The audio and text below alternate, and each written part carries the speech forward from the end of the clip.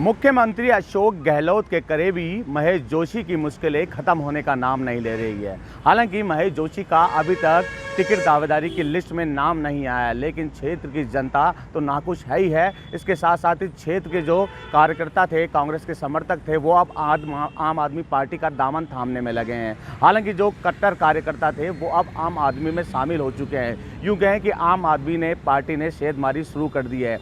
प्रभारी विनय मिश्रा, प्रदेश अध्यक्ष नवीन पालीवाल लगातार जो बगावत पे उतरे हैं कांग्रेस के कार्यकर्ता, उनका मन टटोलने में लगे हैं। इसी को लेकर जिलों का दौरा भी करने में लगे हैं। एक तरफ महेश जोशी आला कमान के दर पर फरियाद लगाने में लगे हैं, टिकट को लेकर मुख्यमंत्री अशोक गहलोत के सामने फरियाद लगाने में लगे हैं। लेकिन जिस तरह जो है वहाँ के कार्यकर्ता जो कि महेश जोशी के समर्थक भी थे, जो है कांग्रेस के समर्थक भी थे, वो लगातार एक के बाद एक आम आदमी पार्टी का दामन थामने में लगे हैं। चाहे वो महेश जोशी के जो है करीबी माने जाने वाले कार्यकर्ता हों, चाहे अलग अलग वार्ड के पार्षद हों, चाहे अलग जो कट्टर नेता हों, वो लगातार आम आदमी पार्टी का दामन थामने में लगे हैं। हालांकि आम आदमी पार्टी भी भांप चुकी है कि कहीं ना कहीं इस सेंधमारी का फ़ायदा उठाने का समय आ चुका है, क्योंकि वहाँ की जनता कहीं ना कहीं महेश जोशी से नाखुश थी। वहाँ विकास के कार्य नहीं हो रहे थे और ऐसे में महेश जोशी के गढ़ में आम आदमी पार्टी ने सेंधमारी शुरू कर दी है। एक तरफ हनुमान बेनीवाल जाट वोटर साधने की कोशिश करने में लगे हैं, जाट नेताओं को अपनी पार्टी में लाने की कवायद उनकी ओर से शुरू कर दी गई है। तो इसका नुकसान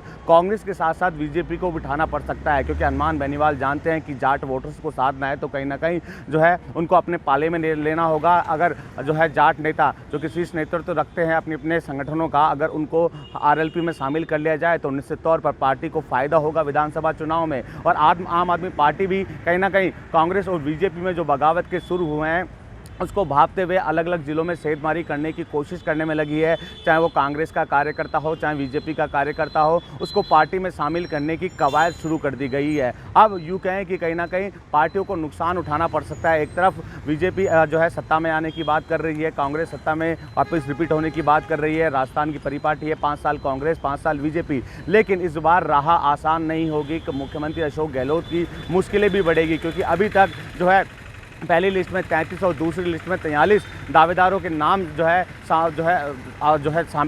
खुलासा कर दिया गया है। लेकिन अभी भी ऐसे ऐसे दावेदार हैं जहां पर बगावत शुरू हो सकती है। बीजेपी में तो बगावत देखने को मिल रही है, लेकिन अब कांग्रेस में भी बगावत शुरू हो सकती है, जहां क्योंकि महेश जोशी जो कि मुख्यमंत्री अशोक गहलोत के करीबी थे, यहाँ पर क्षेत्र की जनता ने विरोध कर दिया है और अलग अलग पार्टियों का दामन थामने की कवायद शुरू कर दी है। तो निश्चित तौर पर कांग्रेस को नुकसान उठाना पड़ सकता है, क्योंकि जो हवा महल क्षेत्र की अगर बात करें, यहाँ के पार्षद जो है कार्यकर्ता जो कि काफ़ी समय से कांग्रेस से जुड़े रहे, वो अलग दूसरी पार्टियों का दामन थामने के लिए तैयार हो गए हैं। हालांकि हवा महल क्षेत्र हो, चाहे किशनपोल बाजार हो, यहाँ के जो चाहे आदर्श नगर क्षेत्र हो, यहाँ के लोग आज जो थर्ड मोर्चा है उनका दामन थामने के लिए पूरी तरह से तैयार हो गए हैं। हालांकि यहाँ से हमेशा कांग्रेस जीतती आई है, लेकिन जिस तरह कांग्रेस से नाखुश होकर जो कार्यकर्ता हैं वो दूसरी पार्टियों का दामन थामने लगे हैं, तो ऐसे में कांग्रेस की मुश्किलें विधानसभा चुनाव में बढ़ सकती है। हसन पांडे, TV9 जयपुर।